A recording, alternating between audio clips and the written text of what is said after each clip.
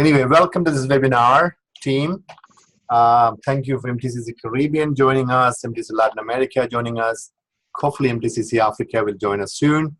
And if you have any issues hearing us, please either chat in the chat window or probably if your microphone is on, you can you can mention there's an issue. If not, we have probably an hour slot, and towards the end, we have some time for Q&A. Thank you, Anton, for organizing, Sibile and Josephine for organizing this.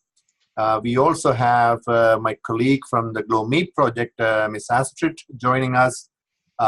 She had run the GLOMEEP GIA, on which, and we are taking a lot of lessons from there as well. So basically, the purpose of this webinar is to share some experiences that we had here at IMO in developing private sector partnerships. And we thought it would be useful for our MTCC colleagues to take some lessons and see if they could develop some partnerships at the MTCC level. So basically the presentation is how do we engage with private sector and what are the opportunities out there within the maritime transport sector to support low carbon shipping. I just want to run through some very basic slides just to show the opportunities from a market size point of view. Ocean industry, $1.5 trillion is a massive size, and then the shipping and ports itself is a significant player in the whole ocean industry sector, almost contributing to $600 billion market opportunities out there, or market currently there, within which we see a lot of potential to develop private sector partnerships. I would also like to share one slide here, and this is how a private sector partnership is also aligned with the UN SDGs, and especially SDG 9, which specifically targets industry and innovation, of course infrastructure as well, very relevant for our low carbon shipping initiative, and also partnerships is also important, and then these two, industry and partnerships, very much is connected to these two SDGs. Now, I mentioned SDG because a lot of new business leaders are now tuned to the SDG framework, and it appears in many of the corporate strategies as well. So it's a common language that we might be able to use when we talk to the private sector. Now, why do we need private sector partnership in GHG reduction? Of course, there are three elements that we think are important to achieve our climate goals. Of course, achieving the goal itself is one thing, but we would also like to see the industry behind it. Industry can do a lot, and industry has a big role to play, but they would also like to see the business benefit for doing the actions. And that can be done through catalyzing innovation and change and behaviors and et cetera, et cetera. So these things are closely connected as the three ends of a triangle. And that's where, bringing these three kind of aspects together is where the private sector partnership, sits in. Now, why do we need to think of a private sector partnership or participation under our GMN, the Global Maritime Technology Center Network, which you are part of? Now, if you look at from the donors' perspective, many of the donors are increasingly interested to see private sector partnership in those projects funded by the donors. Because they know that a lot of the actions would have to take place in the industry side, so they want to engage with the private sector through these projects.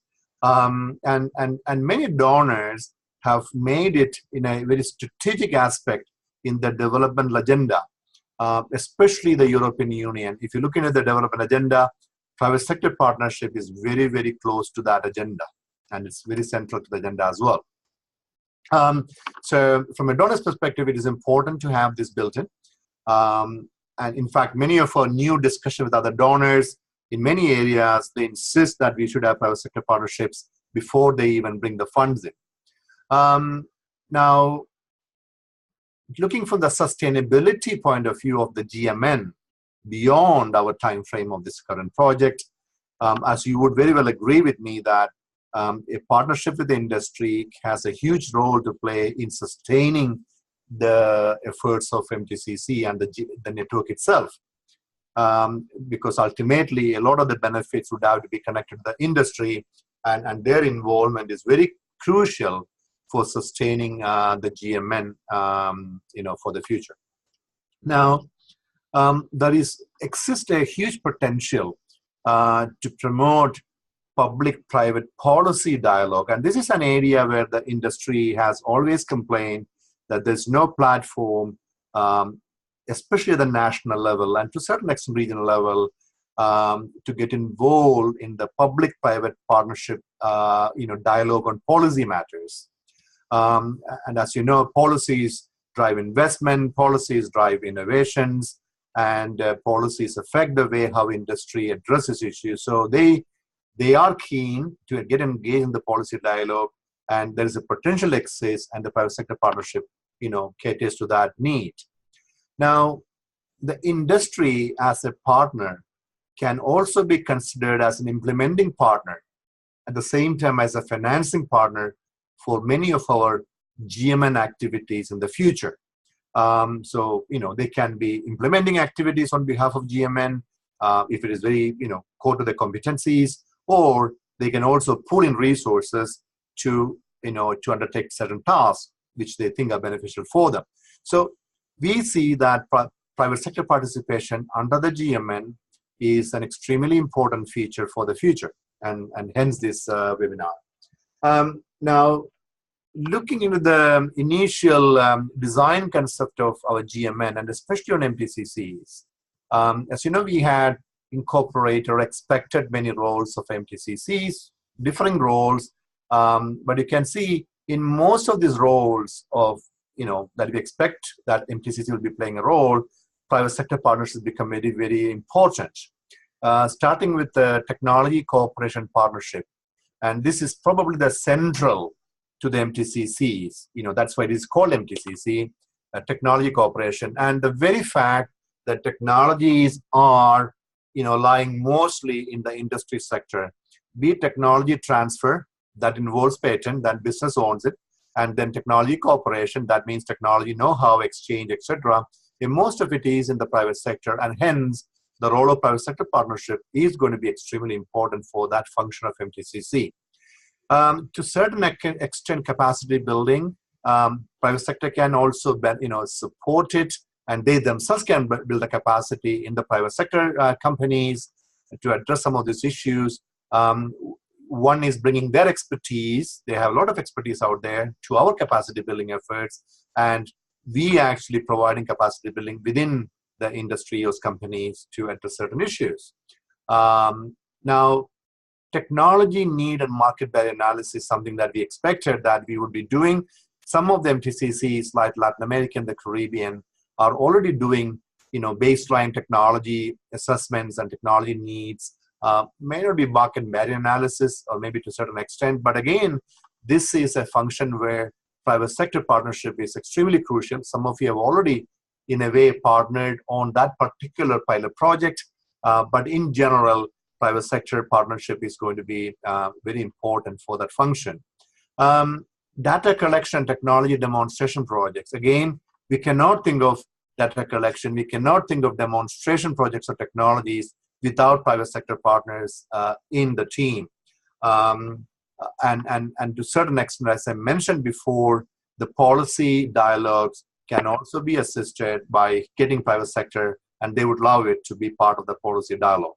So most of the functions of MTCCs are designed, would be benefited if you have private sector partners to support those functions. Now, here is one slide just to show the different level of private sector engagement in projects. It varies from very low level of engagement to one end and very high level engagement at the other end. And almost like from informing private sector what we do all the way to empowering the private sector to be leaders. So starting from informing them, basically we do that through MTCCs, and even at the global level, we inform the industry that we are doing these things. So they're kind of a passive observer members, getting an update what we are doing, etc., etc. But that's a very low level of engagement. Maybe we should move more to more active engagement. And one of the first steps could be more of consulting nature, that we consult the industry partners, provide their or get their feedback and put it into our efforts. And then, we also need to then involve them in our activities. And this is where, we have these activities where industry get active participation and involved in the design of activities and implementing activities. Now, the next step is more of a collaboration, where not only between us as the facilitator of the partnership and they as industry, but among them, they then form a partnership and more of a collaborative nature. We have seen that happening in IMO at the global level, that these companies around the table are collaborating between each other. And then finally, the holy grail is, they actually becoming the champion in the respective sectors and empowering them, which means we need to make them, activities visible. We need to promote them. We need to see them as champions. But really, the empowering, that's probably the highest level of private sector engagement that will reach out to the other industry. Let me just ignore this call. Yeah, okay. Now, then let me share some of what we have learned and some of the facts about private sector partnerships. Some of these are probably not new to you, but it would be good just to touch upon these things. And as you know, many companies, these are some of the good things about the partnership, or maybe the better side of it is many companies do see the link between environmental investment or activities and its direct connection to the stakeholder value or the bottom line, and they're increasingly seeing it in this particular decade. Many multinationals operating in our developing regions are also, globally they are very, very tuned, but the regional level also they're very tuned to the environmental sustainability aspect. So if there is a multinational engaged at the global level, quite likely they might want to be engaged at the regional level as well, because there are things that they could do at the regional level. The companies have also realized the ability of the regional institutions to promote regional policies and approaches. Because many times there need to be harmonization between the countries in the region, maybe the level playing field between the countries. That provide a harmonized approach to some of these issues. Some examples are, that what we see right now is in the optimization between ports and ships that might need more than just one port in a country. It might need more of a regional approach in terms of just-in-time arrival to save fuel, etc., etc. And only a regional body may be able to facilitate those regional policy dialogues, make sure the governments are behind it, so they can see the value. Another example is ballast water, a bit outside of scope, but ballast water, the same risk area concept would need a regional approach, but would need a regional policy dialogue. And the companies are seeing that, there is a benefit or there is a value add in the regional institutions to bring the countries together, at least in the policy dialogue, which will help the industry as a whole in the region. So they are seeing those benefits, but there are also challenges. That many of the companies are not very familiar with these regional mechanisms in place, not to mention regional environmental agreements in place, and they're not that very familiar how it can help them, etc., etc. And also the language we use from our side and their side is very, very different. The vocabularies are different. They talk more about profits, bottom line, shareholder values, where we talk about totally different things. At some point in time, we have to start learning their language and start interpreting, the way they would want us to interpret. And many times we listening to the industry language, we kind of interpret, okay, that is greed, that is this by the industry, you know, they're only looking at profit, etc., etc. But we do know that the industries exist for a reason. You know, it is business driven, it's profit driven. So learning the language is important as well. And many times it doesn't happen. You know, we speak totally different languages. Now, the companies also sometimes have a view that, you know, in a private-public partnership, the public sector side of it's our side. Basically, we have, you know, we have much slow. The administrative procedures are slow, even to, you know, procurements, other administrative procedures slow. So, you know, for them, you know, it's a bit of a deterrent actually to join in bed with us, because they are much used to moving at a very fast pace. Now, it is also important, and they make it very clear that for them to join hands with us on any of this thing, they should also see that these are very relevant for their business goals. So articulating a business case, why it would benefit them, what is in for them is extremely important. It doesn't have to be specific to a particular partner, but at least if it actually solves some common issues and it commonly benefit the business community in that sector, they can see the need. But we need to be articulating that. Our experience is that they don't want to be alone also in this partnership. So, you know, they would like to probably see a few of them joining together. I mean, you know, you don't have to have too many from one sector, but at least they would like to see a company, another company joining them in this effort. So they are much more comfortable in joining such a multi-partner partnership, not just bilateral. And other important aspect that we learned is money is not everything for private sector partnership. It is important to do some activities, but the private sector can also contribute in many other ways by providing data, providing information, providing human resource expertise. All these can actually, and their own time, you know, to these discussions are also equally important as the money.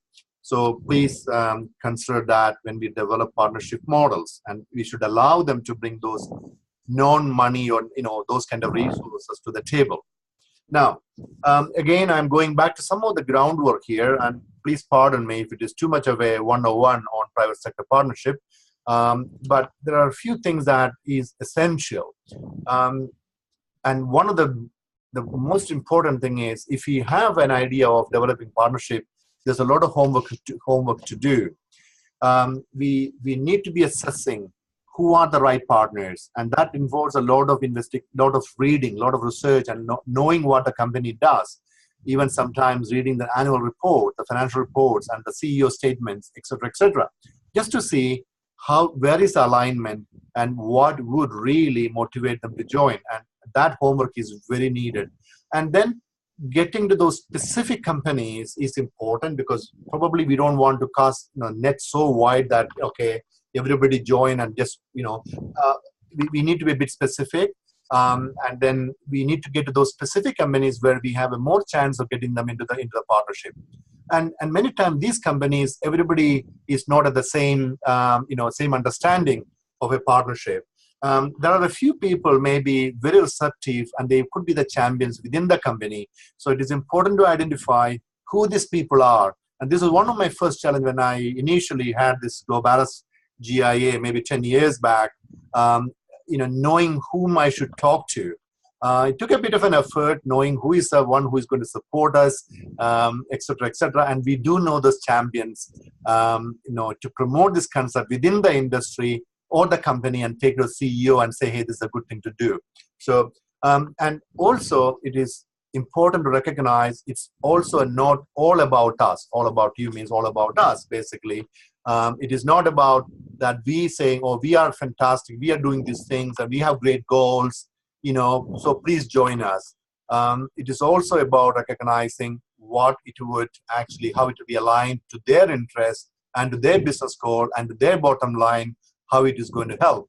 And then only they will start listening to us. And I mentioned about this language issue before, the vocabularies, the terminologies, the way they look at such partnerships are different, and we need to be learning that, and it takes a bit of a time, but it's not a big deal.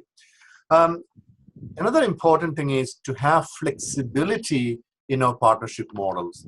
Now, some of the partnerships that we have at the global level have a lot of flexibility built in, be it the length of time they want to be a partner. We actually have a model where they can join us on an annual subscription basis. That means they can join a year and they can leave at the end of the year if they're not happy with it.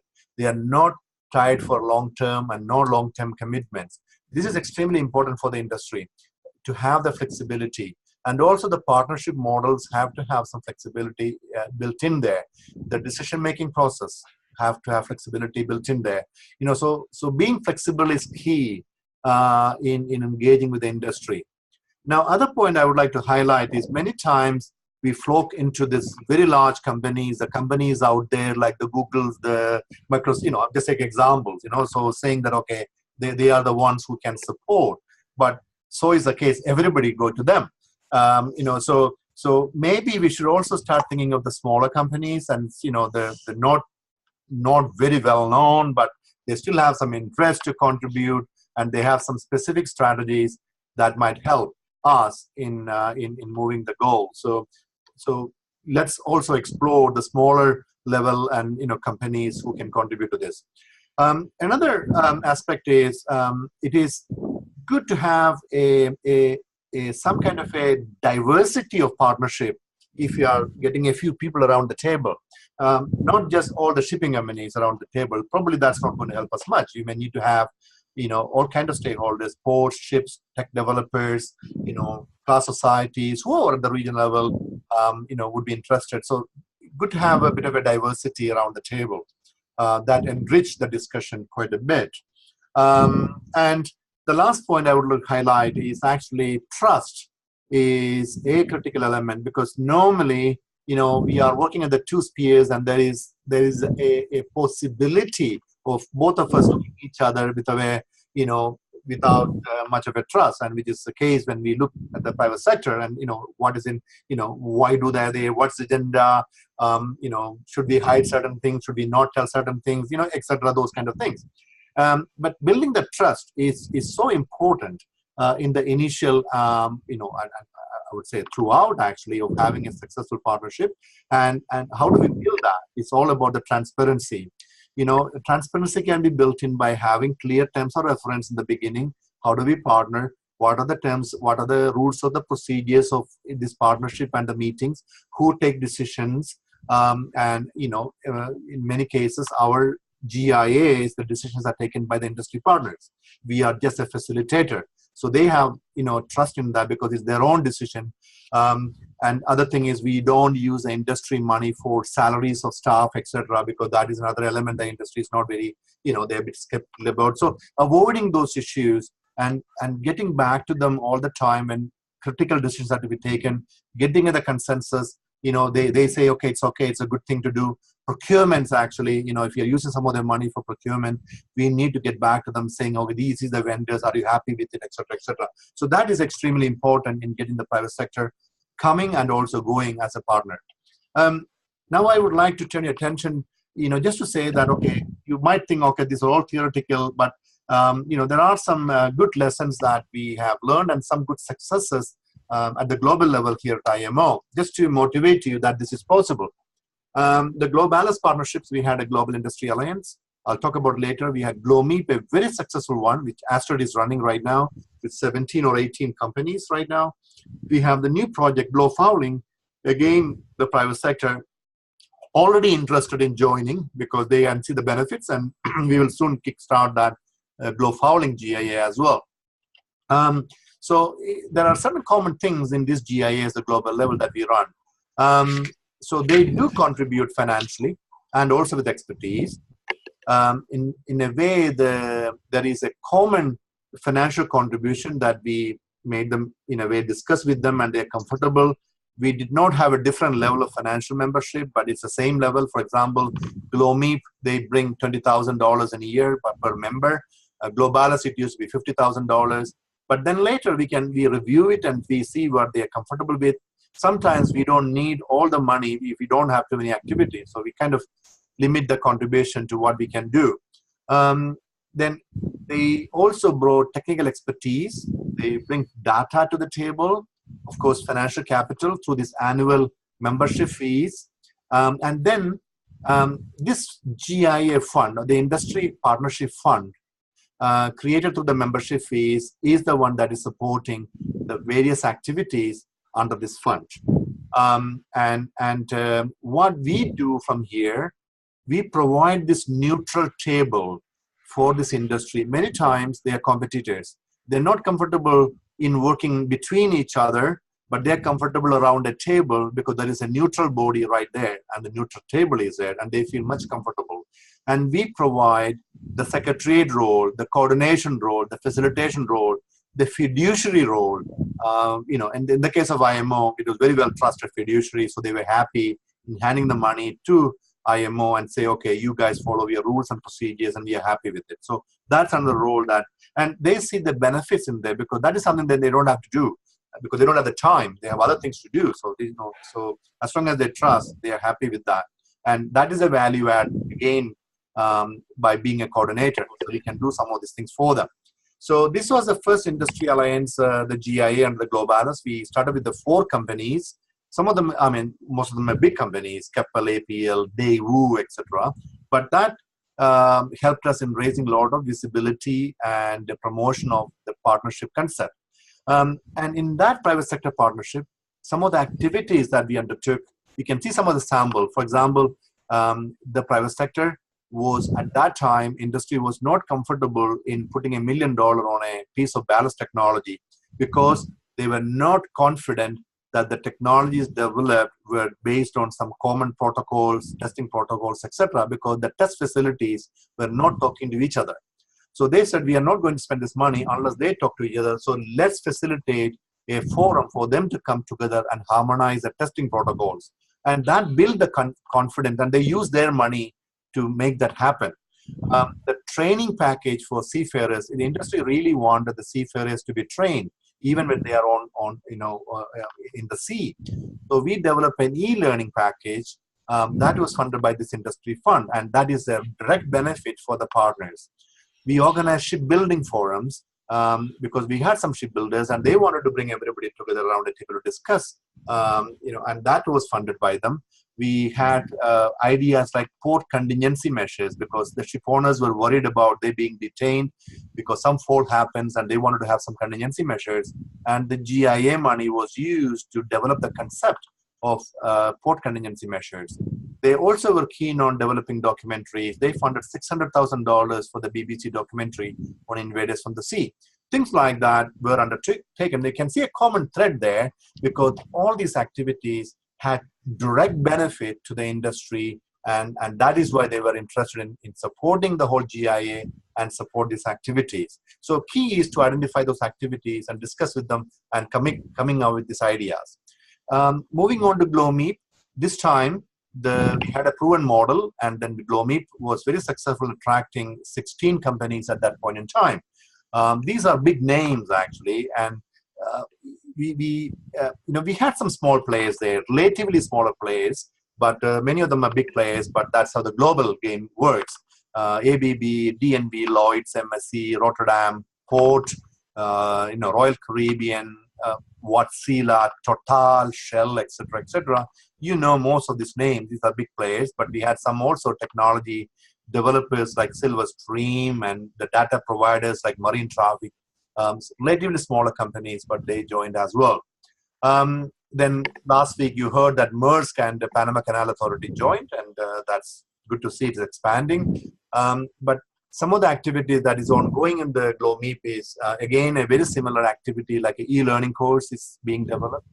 They are developing protocols for validation of various energy efficient technologies because that is important for the industry, for them to compare apples and oranges, something common. So they see the merit in there. They are developing because they know the alternative fuels might get into the game of low carbon shipping or zero carbon shipping, and they wanted to look into developing some guidance on how to approach this. So that is important for them. They themselves meet sometimes to create ideas. So they fund an idea generation workshops. And also the last item is the just-in-time operation of the ships, which is increasingly proven to be a very low-hanging fruit if the ship, the port, and the data providers communicate between each other in real time, so that there is no waiting time out in the sea for the ship, which means much less fuel burned, and because there's no waiting time. So that is something the industry wants to push, and this is an activity they are undertaking. And if successful, that is going to be a massive benefit for the industry. So you can see even just the item 5, with just one industry was planning to do that, they wouldn't have been able to do it. Now they have all these industries around the table contributing to it and commonly benefiting from that particular idea. So now you can see why they are motivated to join so I'm just sharing this because these are some of the things that you can take as examples why the industry and what motivates the industry to join a partnership with us. Now, this is what you have seen it, blow fouling, we will soon start. Now, this is something that I would like to borrow from our GLOMEEP when they were discussing a private sector partnership, some potential areas of partnerships, and how when we approach the industry, these are some of the areas that we kind of articulated to the industry that they could get involved. I will not go to the details, so there's a lot of writing there, but the slides will be shared with you for you to see what initially we thought of when we talked to the industry, some areas of, some areas where such partnerships can focus on. One of the main focus on technologies, energy efficient technologies, and operational best practices. There were still a lot of barriers, and the idea was to get the industry partnership supporting some of the activities that will accelerate demonstration, that will accelerate knowledge sharing, that will probably organize, research and development forums, exhibitions, etc., etc. Another spectrum that we kind of articulated to the industry was the area of alternative fuels, and something that they might be interested to look into. Digital transformation of the industry. As you know, the industry is moving more in the digital era in terms of communications and data, big data, and of course, automation is coming into the picture. You heard about it. So this is an area where there are opportunities to look in the digital side of shipping and see how it can contribute to energy efficiency and GHG reduction. Just in time is a classic example. IMO's data collection system is a good example where this digital technologies can help. So this is an area we have highlighted to the industry to see if they're interested. Financing, mobilizing finances. They can bring, or together we can approach third-party financing bodies such as investment banks in the region to invest in technologies and infrastructure. These are the another area that we looked into, and we kind of suggested the industry might be a fertile ground for developing good ideas for such partnerships. Human element was another area that we highlighted because of the lack of human capacity and skill shortages in the maritime in general, and the need for behavioral changes, etc. And this is an area where one could think about very tailored and specific training tools, and probably is very something that even the regional level one can look into to tailor to the regional needs, the languages, etc., etc. So this is another area that we highlighted. Now, we are not doing activities in all of these areas, but at least when we portray the big spectrum, the industry kind of got an idea, okay, where are the opportunities? Now, we had also started kind of highlighting what could be the benefit, and this is articulating what is in for them. And these are some of the examples. They always wanted to be, they want to have a seat in such decision-making process with the industry. So they, we said that is something already there. If you join, you are a member of the task force that decide how the money will be spent. Then some of these companies, their acceptance them as a corporate citizen, industry champions in terms of fuel efficiency. Some of them it is important matter to have the visibility and to be seen as a champion. So that is an opportunity for them. There was also the direct tied back benefits, such as the access to the tools developed, the GLOMEEP tools, the guidance document, the training packages, the tailor-made training programs, e-learning courses, all that were direct tied-back benefits for the industry. So we articulated that to them, and also in this particular case, in the case of IMO, we had highlighted the ability to access the IMO networks around the world. GLOMIP was a JEF-funded network, project. So we also articulated the ability to connect to the GEF network around the world if any of these companies wanted to expand their ideas and promote technologies in new markets, etc. So this is a strategic element there. So in this particular case, GMN can, be act as a link to also connect to the other regional networks around the world if any industry is interested in that. There was also an opportunity for offering their in-house expertise, even as a vendor. If the group decides a particular activity, and if one of the member of the group has an expertise, then it was also a business opportunity for the member to provide. For example, if it's a software development in one of the companies, a software, then probably they will get that. They can then get that particular project. So there were some benefits, in-house benefits there as well. An opportunity to bring new perspectives to the regional and global dialogues is something, at least at global level, we know the industry members were interested, because IMO here, we are closely, the secretary is very connected to the MEPC discussion. So there were opportunities to bring the outputs of these partnerships into the MEPC dialogue was an attractive possibility for many of these members.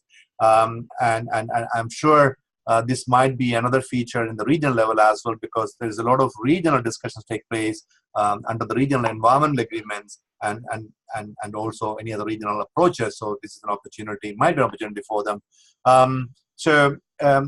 Another benefit that we kind of articulated to them was actually the ability to bring them to the national and regional level policy dialogues. And we probably haven't reached that much at the national level.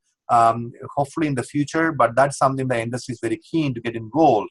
And of course, dissemination of positive corporate initiatives is a given thing.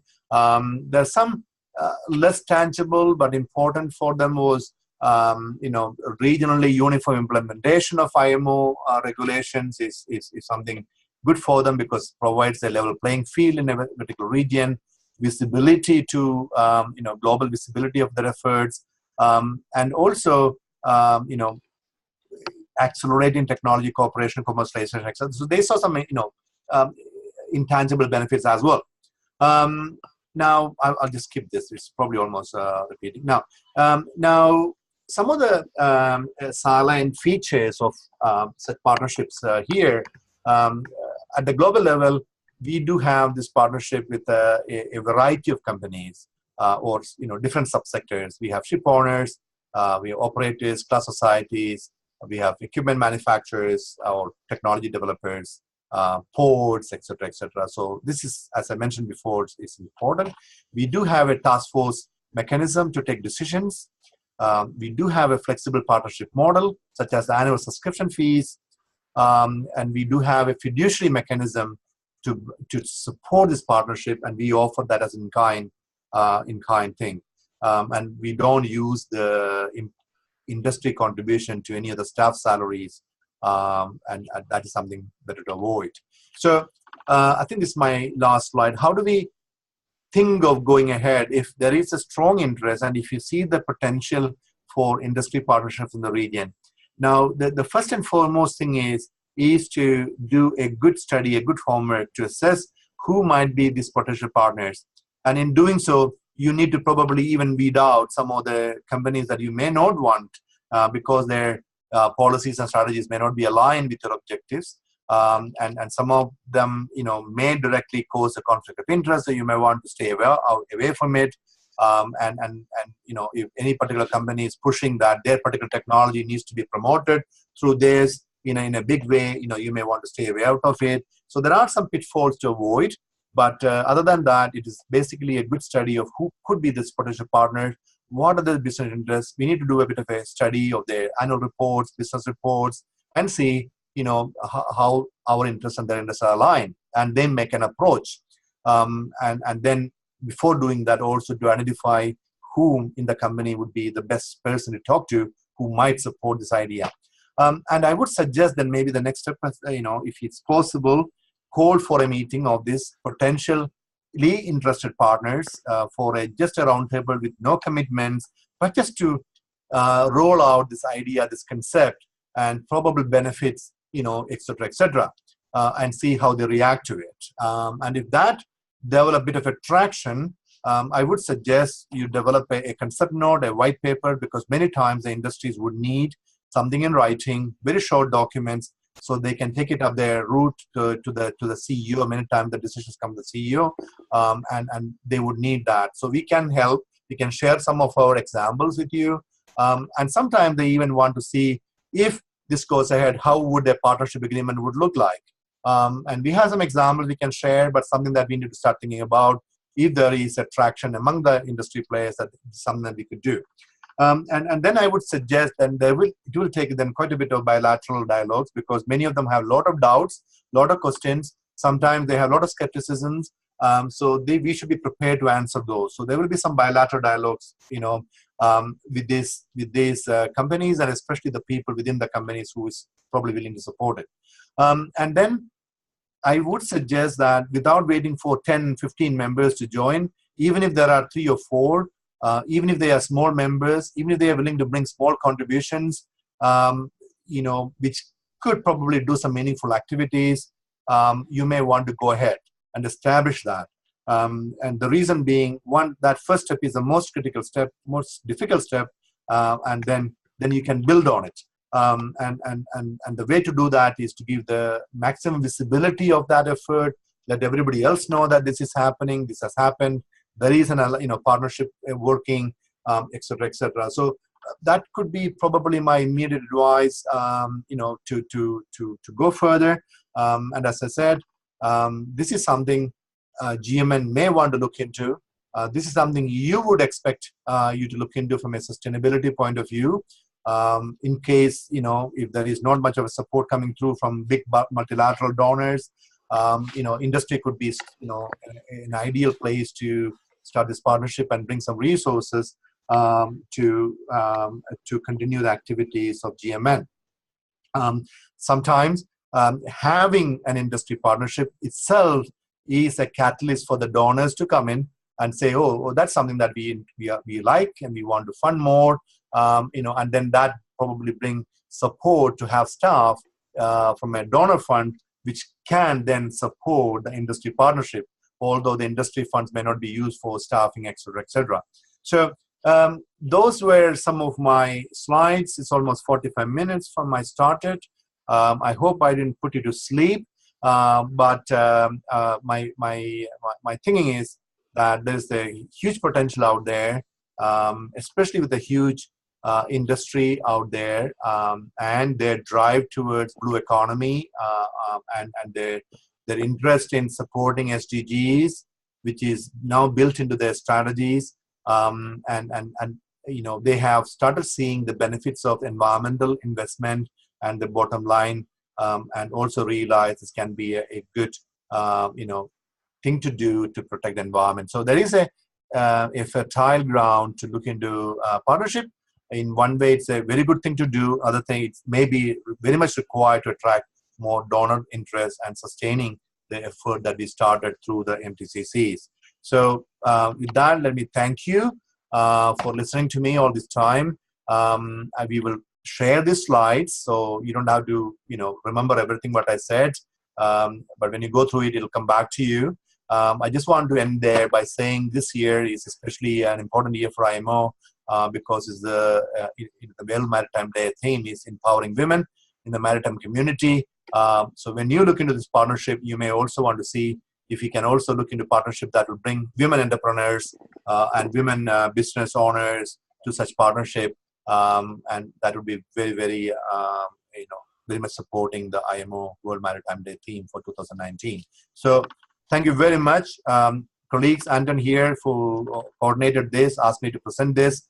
And thank you, the MTCCs, who participated in this webinar. Hope it shared some information, some ideas where to start, although a lot of this concept you might already know. So thank you very much.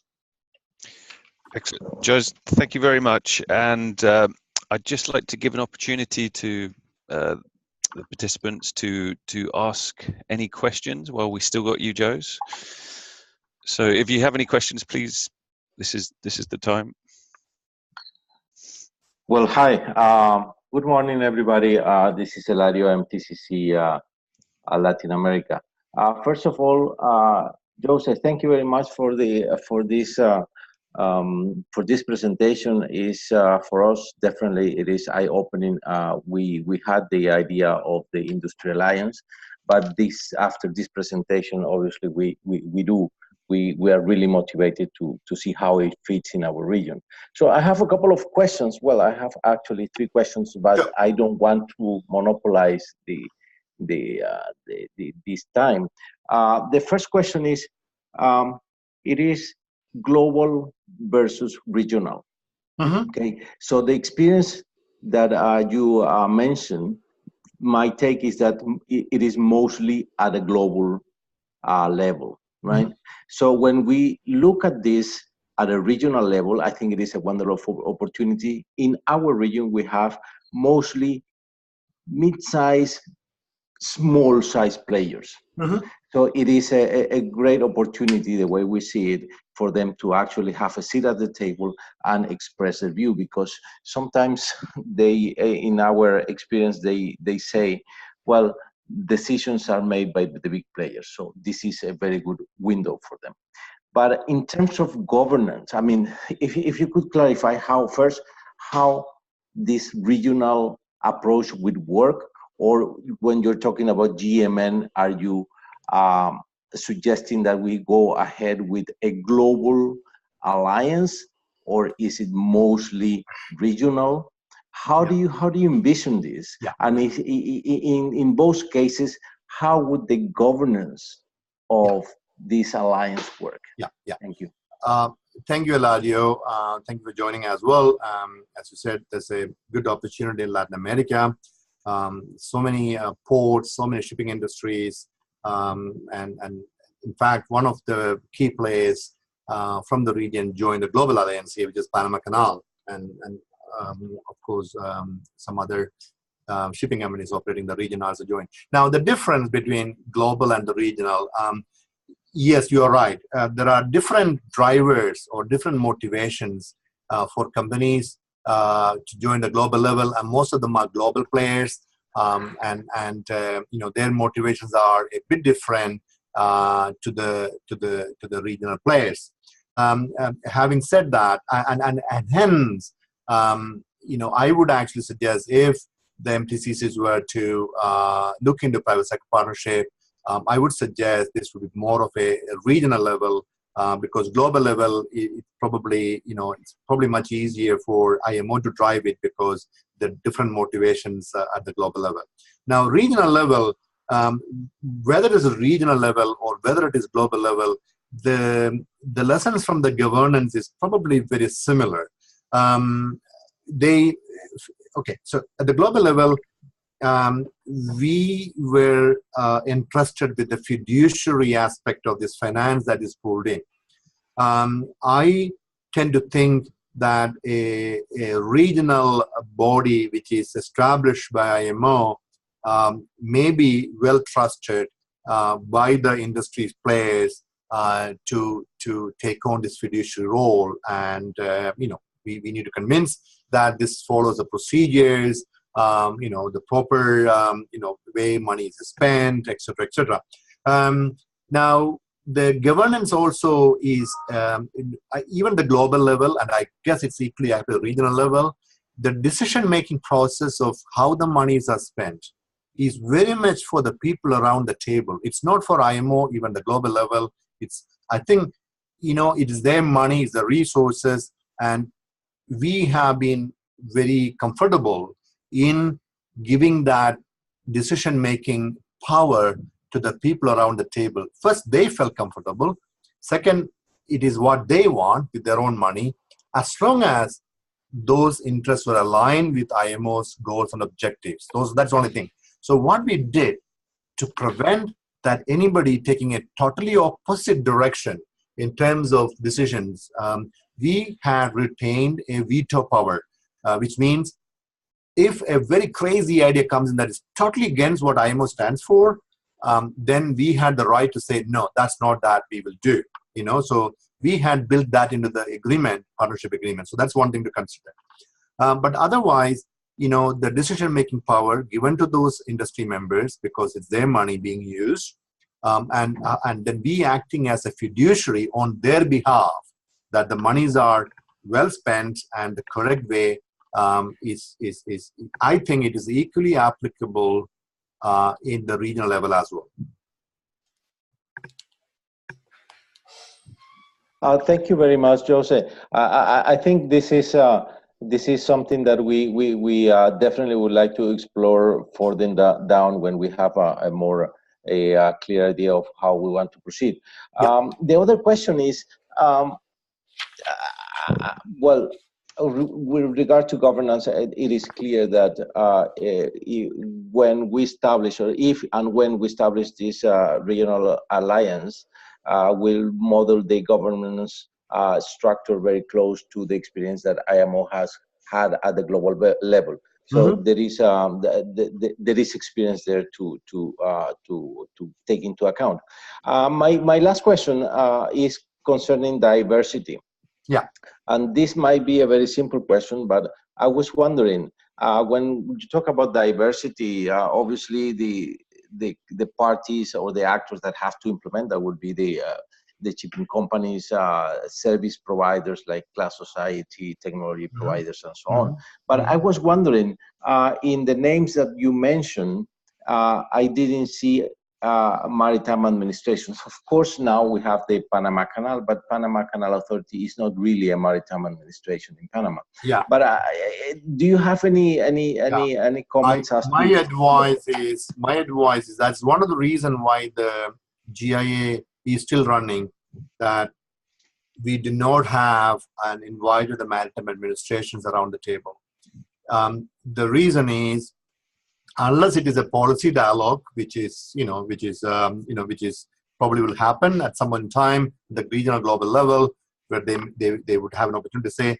But everything else, industry is very comfortable in talking, among themselves, because they are talking about solutions. And although, the maritime administration may not be against any of these things, the industry is quite comfortable in having a closed door around the table and discuss it. They wouldn't mind IMO being there.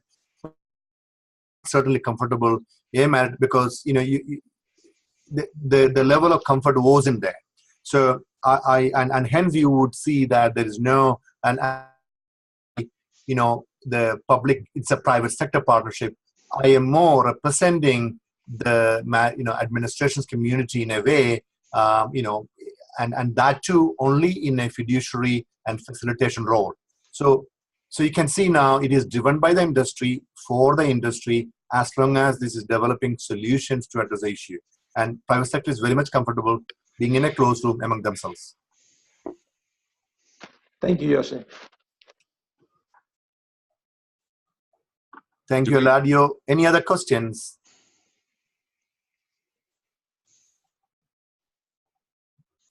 Yeah, it seems people are probably quite saturated with information.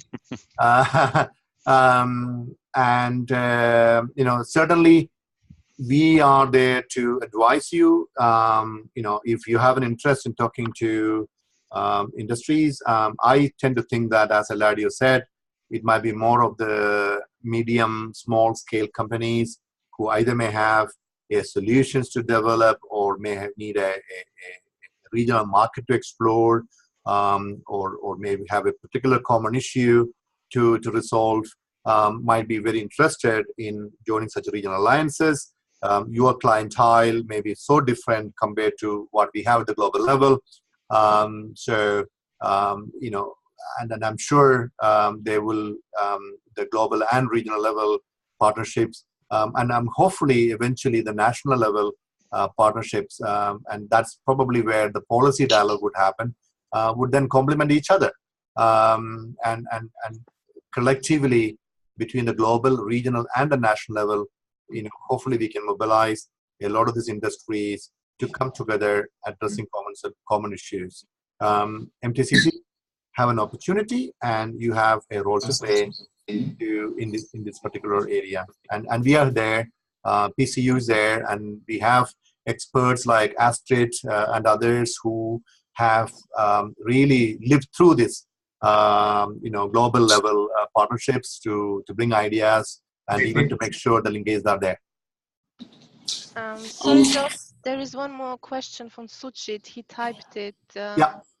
What is the relation between GIA and RIA, so Regional Industry Alliances, as some players may be common? Mm-hmm.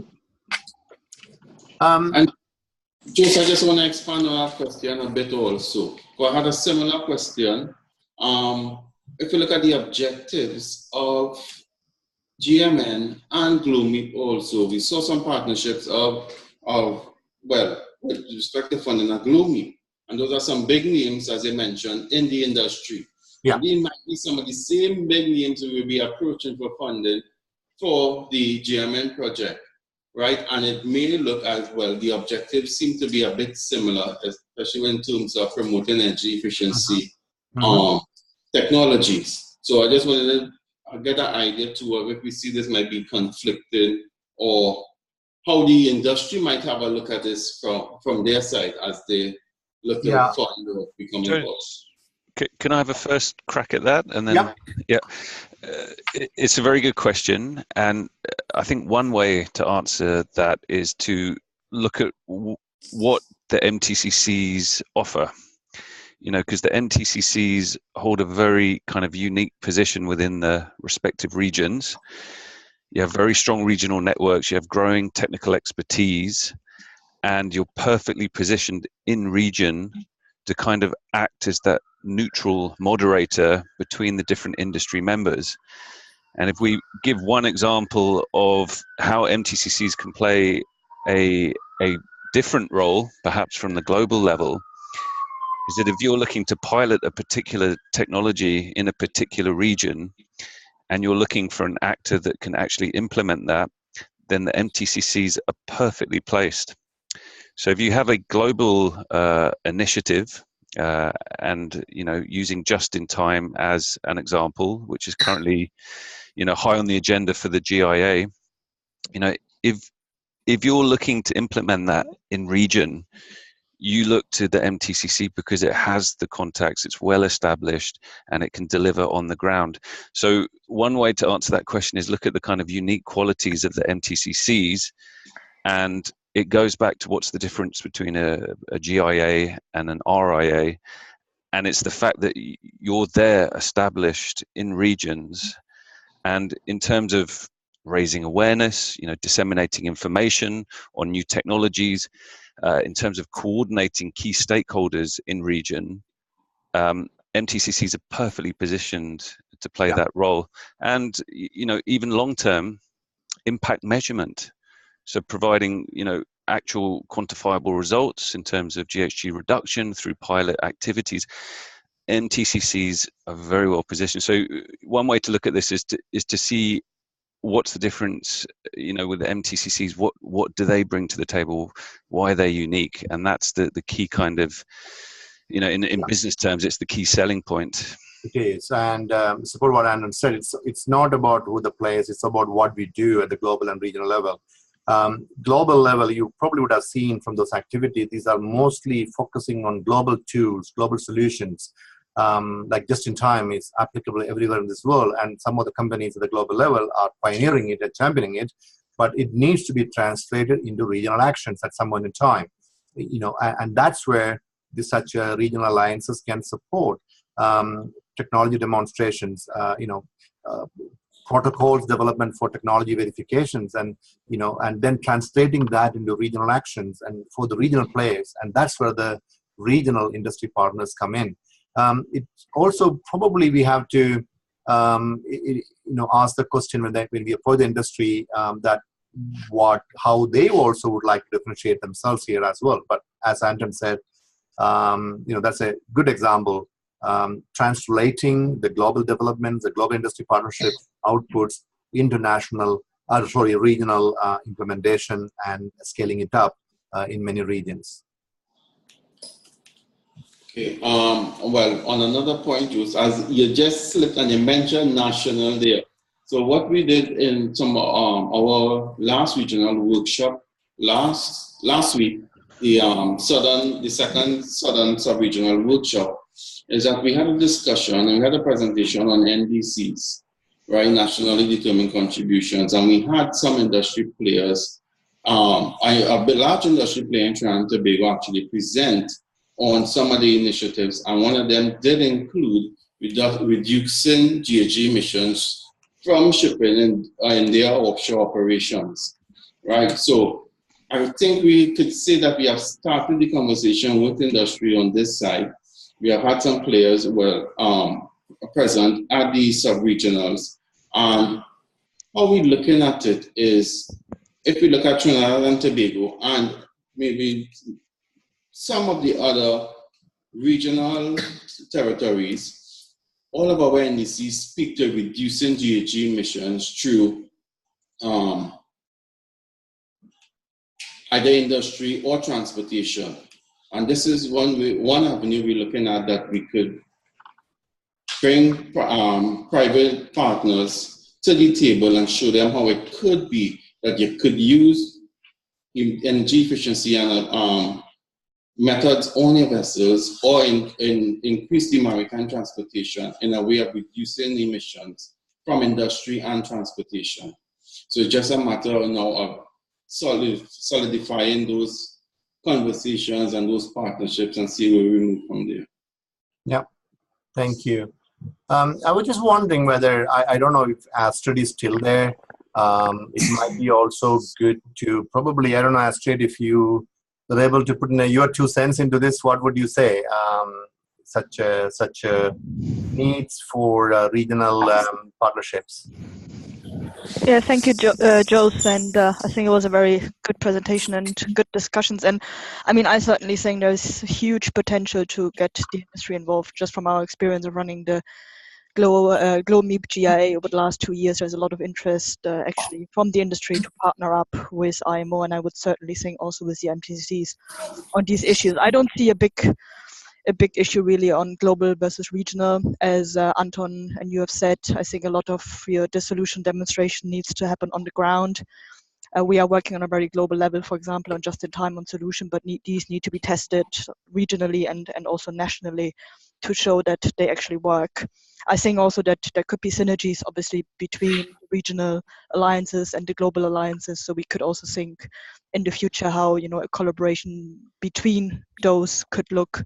And I certainly wouldn't be afraid of, you know, or concerned about players maybe wanting to be involved in the regional as well as in the global GIA as well. What I would, from our experience, if you're trying to set up a regional alliance, I think the main question you should be asking yourself is what's in for them. We have basically reached out before we launched the alliance to over 90 companies. And this is really the number one question you get from all of them. Like, what's in for them? Because at the end, these are companies, enterprises that, you know, make profits. And so this is really the main question that you need to be able to answer. And I think from the GLOMEEP perspective, we have put a lot of effort into all this preparation phase. And I would really suggest you do the same. Talk to different players and try to understand what is really bothering them. What are the main barriers they see? What are in the region? What are the main problems they see to actually reduce emissions? And how could a collaboration basically achieve emission reductions? And it's really about finding these areas where companies would be stronger together than alone. And I think this is what needs to be identified in the region. What could be activities, what could be projects that basically bringing technical expertise and financial expertise together would be able to solve a problem that individually they would not be able to do. So I think that would be my recommendation, really talk to some of the regional players and try to understand what are their concerns and try to find these areas where basically together the companies could be stronger. Yeah, thank you, Astrid. And that's a very good point. Finding areas where you can have multiple partners involved, and that brings a level of comfort among them, and also same time reducing individual contribution to such efforts. So, yeah. Excellent. Jose, I think that's it in terms of the questions. So just a final opportunity to thank you once again. I think it's been incredibly useful, and the timing is perfect because we've got our workshop in Trieste next week. We'll be talking about this in more detail. So the timing is absolutely perfect. So thank you so much, Jose. Thank you. Thank you, Jose. And thank you all for joining the call. Unless there's any final comment, then that's it. Yeah, I think that's it. Thank you all once again. Thank you, PCU, for organizing this. Thank you, Astrid, for joining and sharing. And thank you all for. I'm very glad that this happened without any technology glitches, and we had a good participation. In the morning, we had Asia and Pacific. Now other MTCs in the afternoon. So thank you very much. Thank you, Jose. So, Thank you very much, Jose. Thank you, Thank you. to Billy, Anton, and all MTCCs. Thank you. Thank you. Thank you.